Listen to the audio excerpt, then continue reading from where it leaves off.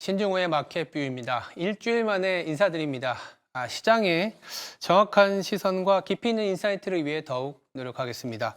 지난 주말 미증시는 엔비디아발 변동성에 좀 노출이 되는 모습이었습니다. 엔비디아발 버블 논란까지 다시 부각되고 있는데요. 차트를 보면서 조금 더 얘기를 나눠보도록 하겠습니다.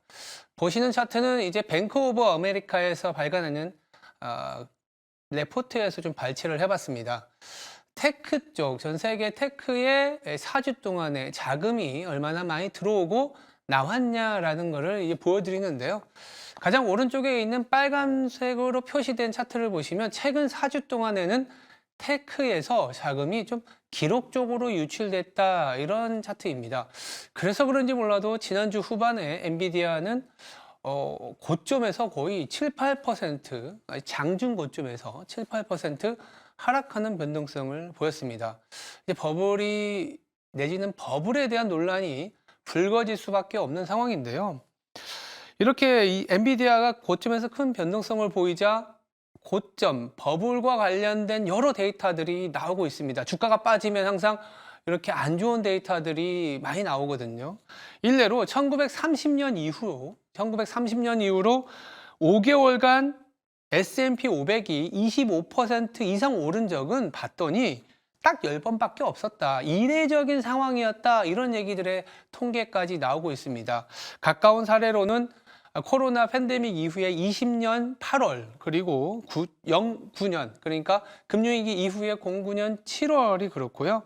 그리고 IT 버블 직전이었던 이 99년 1월이 그렇습니다. 제가 기간을 말씀드렸는데 사실 그 이후에 엄청난 주가 상승이 1년 이상 유지가 되긴 했었습니다만 결국 버블로 갔다, 이렇게 말씀드릴 수도 있을 것 같고요. 안 좋게 보시는 분들은 결국 지금 버블로 가는 거야, 이렇게 보실 수도 있지만 2020년 8월, 09년 7월 그리고 99년 1월이면 아직 1년 이상의 버블이 남아있다, 이렇게도 볼 수 있습니다.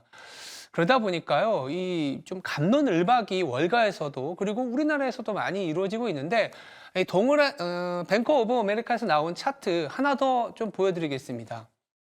이 차트는 좀 장기적으로 주식시장에 대한 자금의 배분이 좀 많냐 적냐 여러 가지 데이터를 통해서 이 셀사이드 인디케이터라 그래서 과매수, 과매도를 측정하는 아주 장기적인 차트라고 보시면 될 것 같습니다. 빨간색으로 보이는 차트 위로 선이 좀 넘어가 있으면 조금은 중장기적으로 좀 위험한 셀 신호가 나왔다라고 표현할 수 있고요. 이 녹색으로 표시된 쪽으로 주가가 좀 내려가거나, 이 파란 선이 주가라기보다는 이제 전체적인 인디케이터인데요. 내려오면 극심하게 주식 자산이 저평가되어 있다라고 볼 수 있습니다. 지금 보시면 가장 오른쪽에 좀 올라와서 최근에 주식시장으로 자금이 들어오고 있는 흐름인 연결이 되는 건 맞지만 빨간 선까지는 아직 남아있다. 그래서 이 자료를 발표한 BOA, 즉 뱅크 오브 아메리카도 95년과 99년을 비교하면서 지금이 99년과 가깝냐 내지는 95년 이후의 사이클과 가깝냐라고 봤을 때는 95년 이후와 비슷하지 않겠냐. 이때 연준이 금리를 올리다가 살짝 낮춰주는, 그리고 한 3, 4년간의 IT 버블로 가는 그런 사이클이었습니다. 누가 맞는지는 모르겠습니다만 최근에 엔비디아발 변동성 그리고 너무 빠르게 올라온 거 아니냐라는 버블 논란에서 여러 가지 차트들이 상충되고 있긴 합니다만 아직 버블에 만족할 만한 데이터들은 그렇게 많지는 않습니다. 여전히 여력이 남아있다 정도로 좀 분석이 되고 있는 점 참고해 주시면 될 것 같습니다.